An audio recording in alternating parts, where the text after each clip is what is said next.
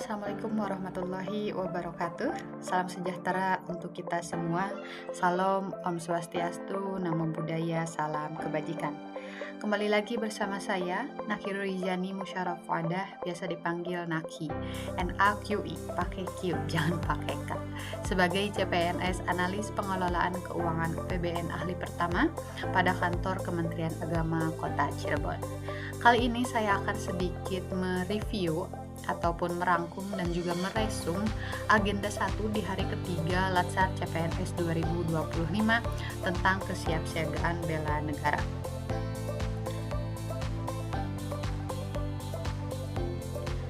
Apa itu kesiapsiagaan bela negara? Kesiapsiagaan bela negara adalah suatu keadaan siap siaga yang dimiliki oleh seseorang, baik secara fisik, mental, dan juga sosial dalam menghadapi situasi kerja yang berdasar pada kebulatan tekad serta disertai kerelaan berkorban dan juga dilandasi oleh kecintaan terhadap NKRI. Kemudian, mengenai kemampuan awal bela negara yang erat kaitannya dengan kesiapsiagaan bela negara yang terdiri dari kesehatan jasmani, artinya kemampuan tubuh untuk menyesuaikan fungsi alat tubuh terhadap lingkungan. Kemudian juga ada kesehatan jasmani, yaitu kegiatan atau kesanggupan seseorang untuk melaksanakan tugas atau kegiatan fisik secara lebih baik dan lebih efisien. Kemudian yang ketiga, kesiapsiagaan mental, yaitu kesiapsiagaan seseorang dalam memahami kondisi mental, perkembangan mental, dan juga proses menyesuaikan diri terhadap tuntunan mental atau jiwa. Yang keempat ada kesehatan mental, yang kelima ada etika atau etiket dan moral, dan yang terakhir ada menjunjung kearifan lokal. Yang selanjutnya mengenai keprotokolan. Apa itu keprotokolan? Yaitu serangkaian kegiatan yang bersifat dengan aturan dalam acara kenegaraan atau acara resmi yang meliputi tata tempat, tata upacara, dan juga tata penghormatan. Keprotokolan ini memiliki tujuan agar semua kegiatan itu bisa dilakukan atau dilaksanakan secara seragam, tertib, lancar, dan juga hikmat. Dalam keprotokolan, acara itu dibedakan menjadi dua, ada acara kenegaraan dan juga acara resmi. Acara kenegaraan ini biasanya dihadiri oleh pejabat kenegaraan dan atau pejabat pemerintah. Sedangkan acara resmi itu biasanya selain bersifat kenegaraan bisa juga dilaksanakan oleh lembaga negara. Kemudian terdapat beberapa hal penting yang perlu diperhatikan dalam keprotokolan. Di antaranya yang pertama ada tata tempat yang mengatur tempat bagi para pejabat negara, pejabat pemerintahan, perwakilan negara asing, serta tokoh masyarakat dalam acara kenegaraan atau acara resmi. Adapun aturan dasar dari tata tempat, yakni yang pertama, orang yang berhak mendapatkan tata urutan pertama atau paling tinggi adalah mereka yang mempunyai urutan paling depan atau mendahului. Kemudian jika berjajar, orang yang punya jabatan paling tinggi itu berada di sebelah paling kanan. Kemudian yang ketiga, jika menghadap meja, tempat utama adalah tempat yang menghadap pintu keluar. Sementara tempat yang terakhir adalah tempat yang paling dekat dengan pintu keluar. Dan juga yang keempat, jika posisi berjajar dalam garis yang sama, misalnya dalam pemotretan atau dokumentasi setelah acara, tempat yang terhormat itu ada di bagian tengah, lalu diikuti oleh tempat di sebelah luar kanan. Kemudian aturan tata tempat mengenai aturan tata tempat jika acaranya itu berdiri. Yang pertama, jika acaranya terdapat acara berjabat tangan, bisa dilihat di PowerPoint, jika presiden datang dari arah sini dan juga audiens yang saya tandai ini menghadap ke arah tengah, maka di urutan nomor 1 itu pejabat paling tinggi jabatannya. Kemudian yang kedua itu pejabat di bawahnya sampai seterusnya sampai ke nomor 5. Kemudian kalau tidak berjabat tangan, itu posisi yang pertama atau posisi pejabat paling tinggi itu ada di tengah. Ini jika ganjil. Pejabat nomor 2 ada di sebelah kanan nomor 1. kemudian diikut nomor 3 di sebelah kirinya, dan seterusnya. Dan begitu pula jika genap. Kalau genap itu pejabat nomor 2 itu ada di sebelah kiri pejabat nomor 1. Kemudian jika caranya itu duduk, misalnya dalam meja berbentuk huruf U, di mana pejabat tertinggi atau pimpinan rapat itu berada di posisi tengah-tengah menghadap ke arah panah. Kemudian jika mejanya bulat juga seperti ini, sisi pimpinan rapat itu ada di paling tengah agar suaranya juga bisa terdengar oleh seluruh audiens.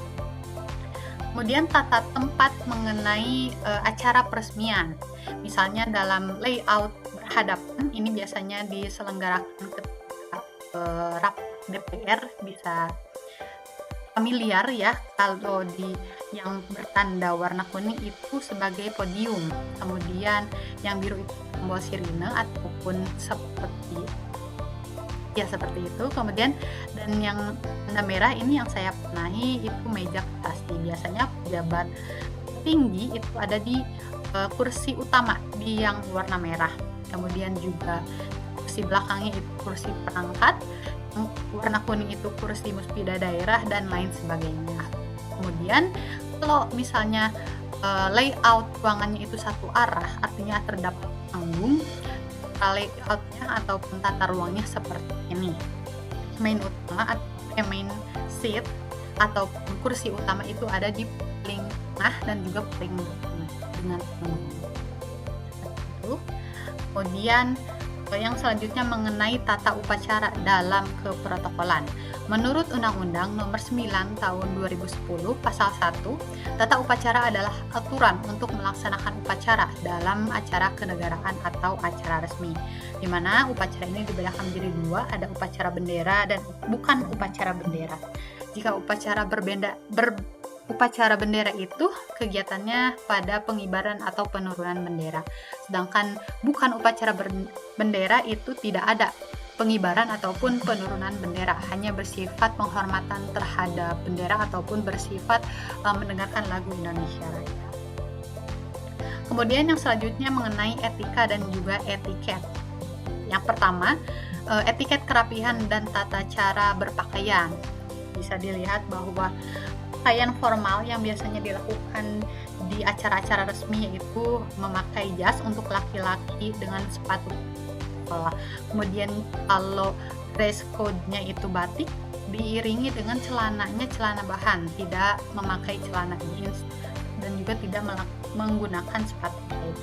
Kemudian juga sama halnya dengan perempuan, harus berpakaian formal rapi dengan membawa tas dan juga sepatu yang sangat formal. Jika berhijab disesuaikan, dan jika dress code-nya misalnya kebaya, pilihlah kebaya yang memang sopan untuk di acara formal. Kemudian yang kedua ada etiket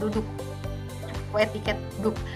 Di acara resmi tentunya harus memperhatikan, nggak boleh sembarangan menyender ataupun terlalu menunduk lalu tegak, harus bersikap lurus sempurna. Kemudian etiket berduduk dan juga postur tubuh juga harus sangat-sangat baik. Terus good posture-nya harus sisinya baik, lurus dengan baik, seperti tidak terlalu bungkuk dan juga tidak terlalu tegak. Yang selanjutnya mengenai etika atau etiket berjalan, tidak terlalu menunduk, juga tidak terlalu menunjukkan dada gitu ya. Tentunya harus lurus dan juga pandangan ke depan, tangan tidak bergerak ke sana kemari, tetap berada di samping saku dan tidak memasukkannya ke dalam saku celana tentunya. Kemudian yang selanjutnya mengenai etiket berkenalan dan juga berjabat tangan, harus menerima jabatan dengan sepenuh erat, maksudnya harus dengan erat, tidak boleh terlalu kendor ataupun tidak boleh terlalu ketat sehingga orang yang diajak berjabat tangan itu terlalu sakit.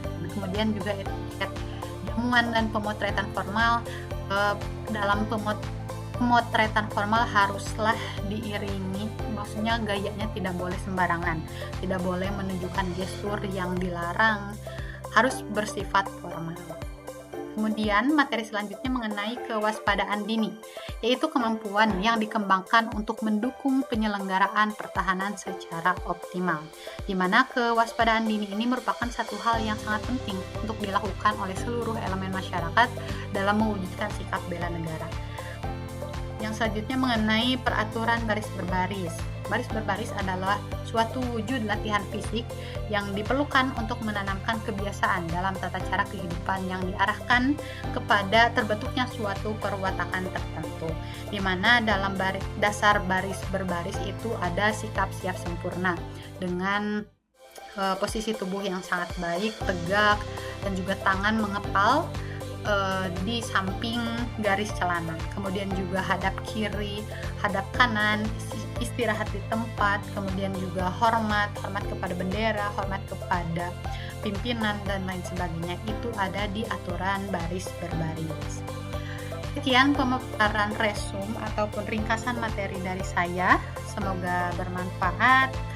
Mohon maaf bila ada kesalahan, and I'll see you guys in the next video. Bye-bye. Assalamualaikum warahmatullahi wabarakatuh.